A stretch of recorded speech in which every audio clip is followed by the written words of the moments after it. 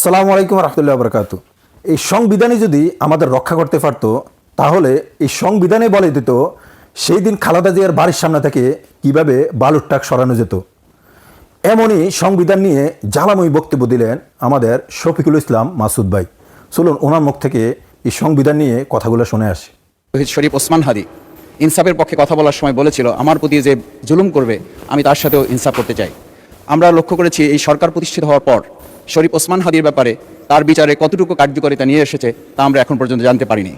আমার মনে হয় আমরা সংবিধান নিয়ে ঘাটাঘাটি করতে করতে যদি সংবিধানই আমাদের রক্ষা করতে পারত তাহলে সংবিধান আমাদেরকে বলে দিত যে আমাদের সেদিন বালু ট্রাক সরানোর ক্ষেত্রে সংবিধানের পৃষ্ঠা আমাদেরকে খুঁজতে হতো। রাইট। সংবিধান যদি আমাদেরকে রক্ষা করতে পারত তাহলে ৭২-এর সংবিধানের আলোকে আজকে আমাদের এখানে থাকার কথা না, আমি শফিকুল ইসলাম মাসুদ আমার এখন জেলখানায় থাকার কথা। সংবিধান যদি মানতে হতো তাহলে আমাদের মাননীয় প্রধানমন্ত্রী বাংলাদেশে থাকার কথা না, ওনার দেশের বাইরে থাকার কথা। সংবিধান মানতে হলে বর্তমান স্বরাষ্ট্রমন্ত্রীর এখন দেশের বাইরে থাকার কথা ছিল। সংবিধান মানতে হলে যে বাচ্চাদেরকে আজকে এখানে শিক্ষা দেওয়া হচ্ছে, দীক্ষা দেওয়া হচ্ছে, কিংবা তাদেরকে কোনো কোনো ক্ষেত্রে জাসদের সাথে তুলনা করা হচ্ছে, সেই বাচ্চাদের নিয়ে আমরা এই সরকারের দলের লোকদেরকে, সরকার দলের সম্মানিত নেতৃবৃন্দকে আমরা চোখের পানিও ফেলতে দেখেছি, আবার কাউকে কাউকে কথা বলতেও শুনেছি যে এই সমস্ত বাচ্চাদের আমরা তাদের শিক্ষার্থীদের আন্দোলনের সাথে আমাদের কোনো সম্পর্ক ছিল না।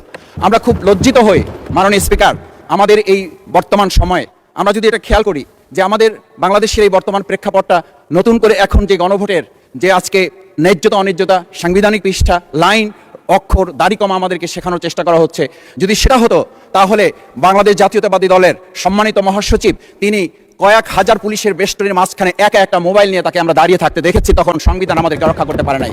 আর আমি পরিষ্কার এইটা কথাটা এই জন্য বলছি, আজকে সংবিধানের লাইন ধরে ধরে যদি আমাদেরকে এই কথা জানতে হতো তাহলে আমাদের নেতৃবৃন্দকে ফাঁসির মঞ্চে যেতে হতো না। আমার মতো ছোট মানুষের কাছে সে সময় দ্বিতীয় বাড়ির কাছে প্রস্তাব এসেছিল, আপনারা কি চান, মন্ত্রিত্ব চান, দেশ পরিচালনা চান, সবকিছু দেওয়া হবে, শুধু শেখ হাসিনার নীতিতে আপনারা আসেন। সেই নীতি তো ছিল ৭২-এর সংবিধান, সেই নীতি নিয়ে আজকে কেন এখানে এত কথা বলা হচ্ছে? আমরা পরিষ্কার জানি, আমরা যদি সেই ৭২-এর সংবিধানকে ভালোবাসি তাহলে এখানকার নেতৃবৃন্দ এবং মরহুমা বেগম খালেদা জিয়া নিজে বলেছিল আমরা সুযোগ পেলে এই সংবিধানকে আমরা ছুঁড়ে ফেলে দেব। সেই সংবিধানের প্রতি আজকে বর্তমান সরকারি দলের কেন এত প্রেম জাগ্রত হয়েছে এটা বাংলাদেশের মানুষের জানার অধিকার আছে। আপনারা তো শফিকুল ইসলাম মাসুদ ভাইয়ের মুখ থেকে এই সংবিধানের কথাগুলো শুনলেন। আমার মতে উনি যে কথাগুলো বলেছেন 100% সত্য কথা বলেছেন, কারণ এই সংবিধান আমাদেরকে কিছুই করতে পারে না। বর্তমানে বিএনপি এই সংবিধানের নাম করে জনগণকে বোকা বানাচ্ছে।